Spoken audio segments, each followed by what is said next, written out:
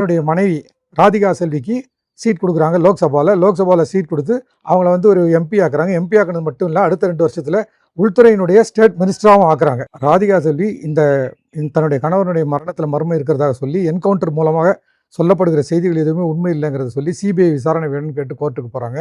இன்னொரு பெட்டிஷனும் போடுறாங்க. ஆனால் அந்த வழக்கு கிட்டத்தட்ட 13 வருஷங்கள் நீதித்துறையால் கிடப்பில் போடப்படுகிறது. கிடப்பில் போடப்படுகிறதுன்னா என்ன காரணம், எதுக்காக அந்த தாமதங்கிறது யாருக்குமே தெரியல. இப்போ இந்த கரூர் விஜய் கூட்ட சம்பவம் நடந்தது இல்லையா, அதை எப்படி வந்து இன்றைய திமுக அரசு கையாண்டதோ கிட்டத்தட்ட அதே மாதிரி தான் அன்றைக்கி வந்து அதிமுக அரசு கையாண்டது. ஏனென்றால் அன்றைக்கும் இன்றைக்கி மாதிரியே ஒரு பெரும் பதட்டம் எழுந்தது. உடனடியாக வந்து பெரிய எழுச்சி நாடார் சமுதாயத்தில் மத்தியில் இருந்தது.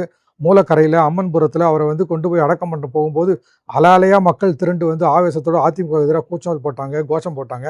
அப்போ என்ன பண்ணுறதுன்னு தெரியாமல் என்ன பண்ணாங்கன்னா ராமன் கமிஷன் அப்படின்னு போடுறாங்க, ராமன் கமிட்டி, அது பக்கம் விசாரிக்க போடுறாங்க. இது போக வந்து தனி விசாரணை அமைப்பு ஒன்று போடுறாங்க.